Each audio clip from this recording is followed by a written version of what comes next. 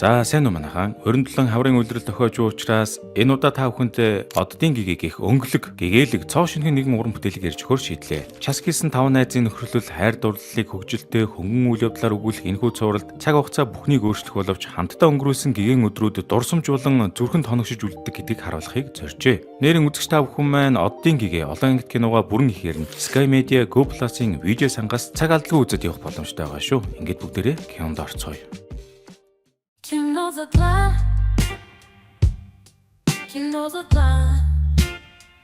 Нэгдүгээр анги. Кино маань гигэн гих нэртэй зураг зурх хоббитой од жаргал гэдэг хүүгүнийг крашилдаг. 60 настайтай түүнтэйгээ цайгаа хувааж уух хитийн мөрөдөлтэй ахлах ангийн сурагч охиныг танилцуулснаар эхэлдэг. Харин түүний краш од жаргал болбоос гигэнэтэй нэг байр, нэг орцонд амьдардагч жаахан их цантай нөгөө гигэнийгээ бараг тоодгүй шахуу хүүхд юм байдгүй. Гэгэний бодлоор од жаргал нь бол хачин сайхан ааштай хүн баха. Гэхдээ амьдрал дээр Одкогийнхоо дургуг үе үе хүрчдэг юм уу? Эсвэл Одко нь ерөөсөө сайхан ааштай хүүхд биш юм шиг байгаа. Гэгэний бодлоор Одко үйл ялэг хурдан алхдаг болохоор өөрийгөө од залуугийн араас салахгүй гүйдэг шүтэн бишрэгчтэй төстэй амьдралтай л гин. Хичээлийн шинжилгээ эхлэхэд гэгэний 11-р ангида Одкотой нэг ангид хуваарлагдаад бөөн баяр болоодглоо. Одко нь яжжэт сургуулийн онц сурлагтан гиндэ базар байна. Энд тэгсэн сэргэлэн гээд нэг баачка гарч ирж байгаамаа. Сургуулийн нээлтийн дараа гэгээ Одко тандан би чамд сайн гэтэл нөгөө Одко нь би чамд дургүй штэ гიშ. За тэгээд нөгөө гэгээ чинь гэртээ ирэнгүүтээ онлайнаар хэрхэн карашаа өөртөө татах вэ гэдгээ тайж өгч байгаа харагданаа. Маргааш нь ангийн ханд сэргэлэн түүнд карашаа найрахад нь санаа өгөх зорилгоор Япон манганы ном өдрөгөд бас их сүрхэн юм уу. Гэгээнэ минь бас хичээл номондоо жаахан маруухан бололтой. Гэрийн даалгавраа сэргэлэн андаасаа мэрсэр хуулцдаг бололтой. За тэгээд нөгөө одынхаа анхаарлыг татахын тулд гэгээнэ минь урд тоогоор нь тасралтгүй эргэлдээстэй. Даан хичээлийн цагаар гэгээмэн багшаасаа анги ахих тусам дордож байна гэх шалтгаанаар жавти хүртнэ. Сэргэлэн найзын түүнд хэлж байгаа. Хоёулаа англи хэлтэй адилхан муу юм чинь хамтдаа хичээ идргээ бас хурган мотивацжуулаад байгаамаа. Даанч гэгээний ухаан санаа нь хичээлдээ мэрихээс илүүтэй одын анхаарлыг татах дээр илүү төвлөрч байгаа аж. Сүүлдээ сэргэлэн антайгаа нийлж Одкодо хайрын захиа бичгээр болж байгаамаа. Гэхдээ тэр захиа нь бас нэх явхааргүй л дээ. Хичээл дарсны дараа гэгэн найзтайгаа хамжин барин битсэн шүлгээ Одкодо уншиж өгтөл сэргэлмүү бацаан чинь зүгээр дууны үг чэйжилсэн байснаа хэлээд өгсөн байдаг наасан.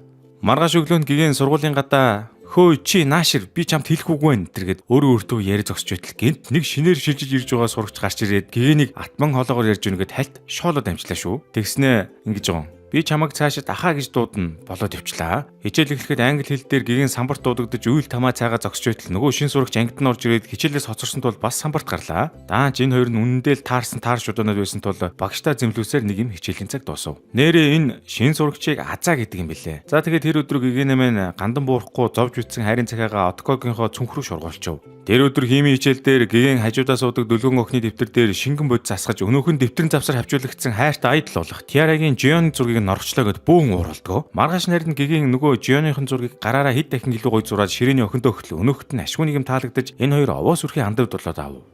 Хичээлийн дараа гэгээ захааныхаа хариуг асуух гээд Одкогийн хажуугаар эргэлтэл нөгөө сэргэлэн найз нь энэ хоёрыг мэддгүй мó хаашаа юм төмс царайлж гэгээнэ чи нөгөө бандтаа захаагаа өгцөн үү? Одоо хоёулаа миний захааны учрыг олцгоё гэд ангиас чирээд аваад гарлаа шүү. Гэхдээ энэ Одкон дотроо чухам юу бодож байт юм бол доо хөөрхий. За нөгөө талд гэгээн маань сэргэлэн андынхаа захааг нөгөө ангийнхаа хулан гэдэг охинд нь дамжуулж өгтөл тэдний ангийн дүрсгүй хүүгүүд нь захааг нь булааж аваад тэр хаваар нэг чанга дэлгэж уншаад сэргэлэн гэгээн хоёрыг нэмж дээрлэхэд бөөн хил ам дэгдэйчлээ. Гэтэл нөгөө шин сурагч азаа чинь гэнт гарч ирээд гэгээнийг олж харангуутаа энэ чинь манай ах байна. Та нар яах гээд байгаа гэд тэдний ангийнхныг зад хаширгаад асуудлыг нударгаар зохицуулах гэж оролдов. Тэгтэл гинт гэгэнтэй хамт суудаг дүлгөн охин гарч ирээд ангийнхаа хандуудыг өмөрч нөгөөдөлтөө чинь бараг зад хэрүүл хийж байгаа нь харагданаа. Дараагийн мөчид асуудал бүр хүндэрч мань хэд сургуулийн менежерийн өрөөнд дуудаглаа. Ерөнхийдөө бол 3 хөвгүн 2 охин буюу захиа занааны асуудлаар нийтдээ 5 хүүхэд дуудагдсан байв. Тэд бол мэдээж гэгэн, Одко, сэргэлэн, азаа, дүлгөн нар юм шүү дээ. Менежер багш тэднийг хичээлээ хийхээ оронд доод ангийн хүүхдүүдэд дээрлэхэд захиа занаа бичлээ гэд хиймэрэн сан тавьж эхлэх ба захиануудыг нь эхнээс нь уншиж эхэллээ. Ядаж байтал тэр уншсан захиа болгоно сэргэлэнгийн бичсэнтэй яг ижилхэн текстээр захиа нь удаж шиг. Би чамайг нууцаар хайрладаг.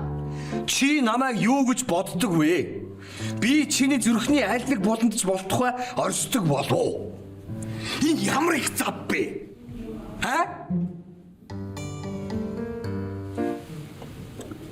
Би арх ууж чадахгүй л дээ. Гэхдээ чи намайг үнсвэл би уунаа яадгийг. Энэ ямар том шийдвэр вэ? Нөхдөө. Захиа задлж уншсаар яг гэгэний захиаг нээх гэж завтал Одко ам нээж захиач нь хувь хүний нууц хинч хүний нууц салдаж болохгүй нэ тэрээгээ тэрсэлдэж эцэст нь алдаа гэдэг сэдвээр англи хэл дээр эсээ бичих шийтгэл хүртэв. Таван зурагч болсон болоогүй хэдэн өгүүлбэр холбож бичээд хамтдаа PC-ний газар явж ер нь энэ өдрөөс эхлэн цаашдаа сайн найзууд болохыг эхэллээ тавьсан байдаг юм. Маргааш өглөө гиген орцноосоо гараад сургуультай явах гэж байтал Отко түүний хүлээгээ сууж байдаг ба хичээлдээ хамт явцгааг эндээ хэдийгээр гигэний захиаг зорилтод эзэн Отко маань уншиж амжаагүй ч чин сэтгэлийг нь бол ойлгосон бололтой. 2 дугаар анги 20 дугаар анги эхлэхэд уран зохиолын багш нь Чойномын аавын тухай шүлгийн талаар хичээл орж уламжлал ёсоор гиген хичээлээ ойлгоогүй шалтгаанаар загнуулаад амжив. Харин Чойномын аавын тухай шүлгийг сонссон Отко нэлээд гунигтай царайлж байгаа нь харагдана. Хичээл дарсны дараа нөгөө 5 найз чинь дахиад л PC орлоо. Гиген охин хэдийгээр сурлагын үед базаахгүй ч сошиал юмдаа нэлээд сүрхий бололтой. Фокс ч найз Азаада Facebook аккаунт хүртэл нээж өгөөд сууж байтал гэнт тэдний сургуулийн менежер нь чөтгөрийн болохоор тэр яваар шалгалт хийж манайд бултаараа PC-нээс чимээгүй хүн шиг зүгтаагаас өөр аргагүй болж байгаа юм. Тэгж явахдаа гиген Откотой хамт харин гэдэг ч өнөөх нь бас ямар аашны хөдөлсөн байгаа би өнөөдөр өөр тийш явна гэв. Улмаар гигений Азагийн ундаг дугуйнд сундалж суугаад харихаар явлаа. Тэгсэн Отко араас нь сонь сонин хараад л оцорлоо.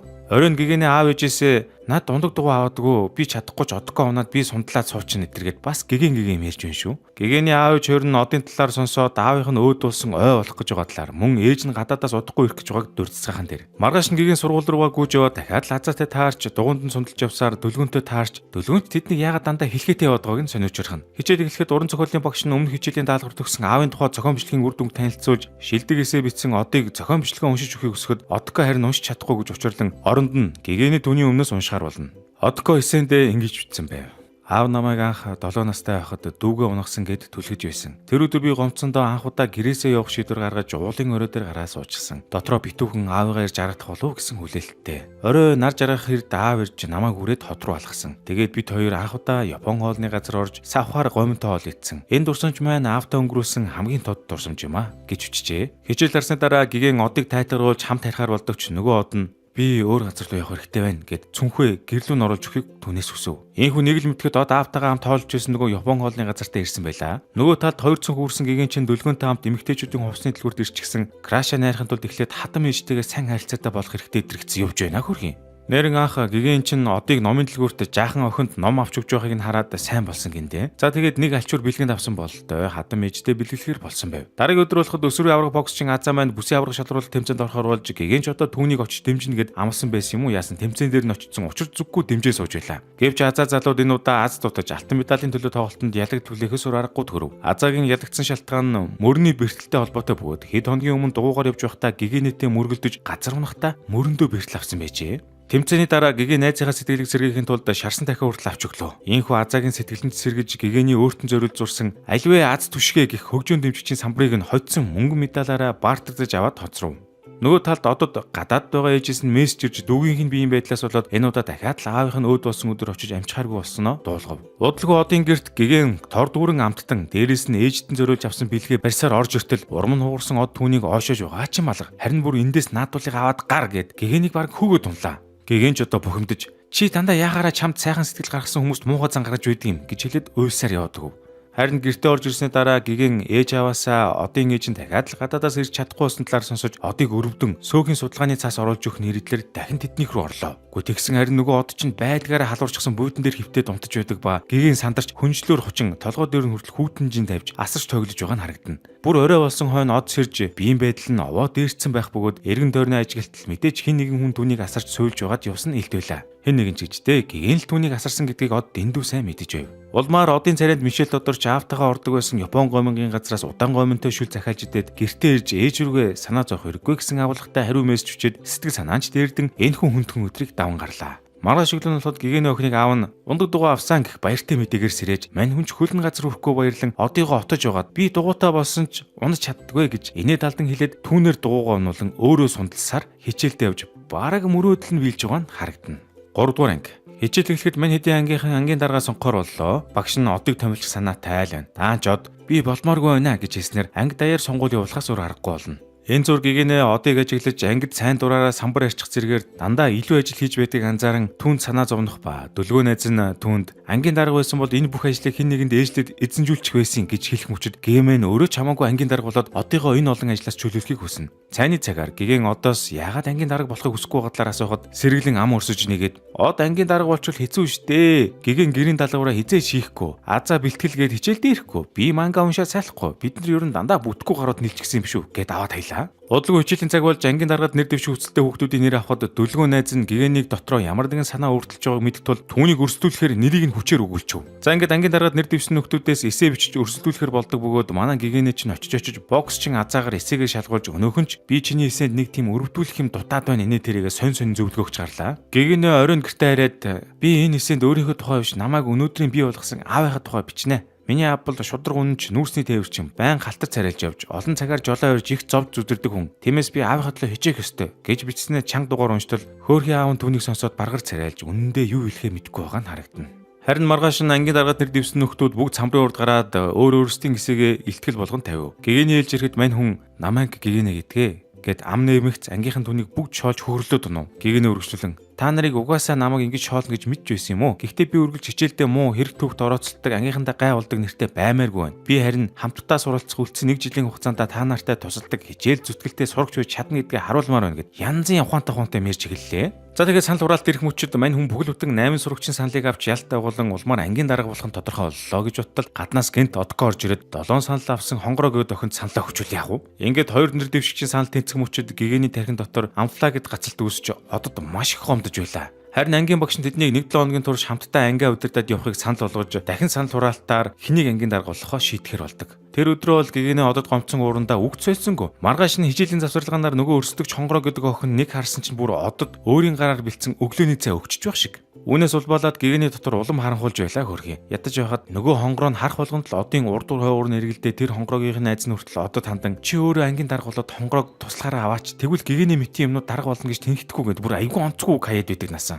Энэс болоод дүлгүүнээ азаа эдэр нийлээд одоос асууж байгаа. Чи юу яхаараа гэгэний саналаа гүгүм гэж шалгаал өнөөх нь угаасаа дарга байхад тохирохгүй учраас сонгоогүй гэж хэлэнгүүтээ гараа авчлаа. Энэ үг нь шархасан гэгээн түүний араас гарч очиод би дарга болж болохгүй хонгороо болохоор болдго юм уу гэд бас мөчөөгөө өгсөнгүй. Тэгтэл од түүнд хандан хонгороо чамаас дээр болохороо гэж хэлэхдээ зэрэгцэн гэгээ өөлж хөл рүү нүшиглээд гүгээд явчихв.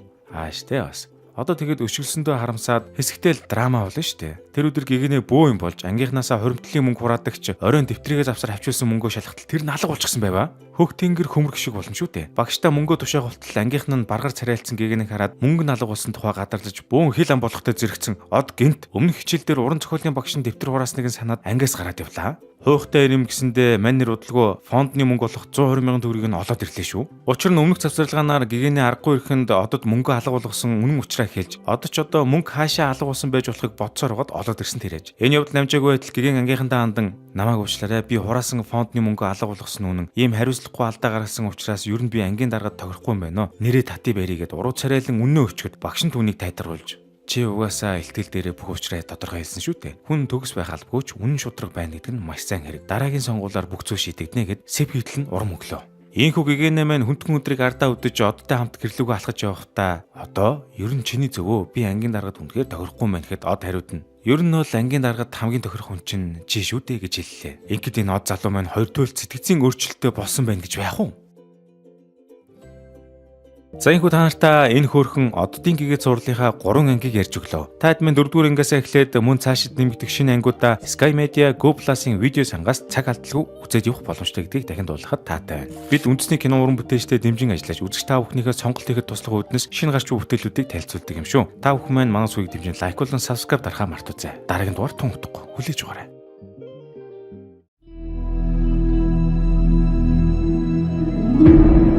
Намайг гэгэн гэдэг. Ер нь миний амьдралын хамгийн чухал зүйл бол тэр. Өөр ярих чухал юм байхгүй бол явлаа. Байна. Би чамд сайн. Чи надад таалагддаггүй. За манай ингээд од жаргал маань орж ирсэн байгаа. Оо, энэ нэг хинхэг амттай нэг юм уу? Ой. Чи шин сурч юм уу те? Хаа гэж дуудах болно. Би арх ууж чадахгүй л дээ. Гэхдээ чи намайг үнсвэл би яа би. Хин энийг бичээд байна. Хүн тайртай болохоор яг яах вэ? Их Тэгхэн үедээ гоё ч гэсэндээ левел ахих тусам хэцүү дээ. Одоо Гэгэн аваа. Ард чинь хасаалттай танк шиг азаа нэгтэй. Чамаас олж би өнөөдөр ичиж өгөх шахлаа. ягж муухай юм ярихгүй. Чи аавтайгаа муу харьцаатай гэдэг юм уу? Ер нь тиймэрхүү гэхтэй. Аав нугасаа амжилттай явбал хайрлаа юм шиг байлээ. Танай найзын сонголт чи юу маа? Ийм хөдөн залууд оролцдог. Ундуудгаа унж чадахгүй юм байж ундуудгаагаар яах гэж байна. Чамд би хайртай болчихоо чандсан үгийг хор шиг хүсээд сайхан цэцгийн дэлбээ хумигдах шиг сэтгэлийн гүнд утран явна. Оддын гэгээ олон ангид кино, боловсрал телевиз, Sky Media, Go Plus-ийн видео санд тун удахгүй.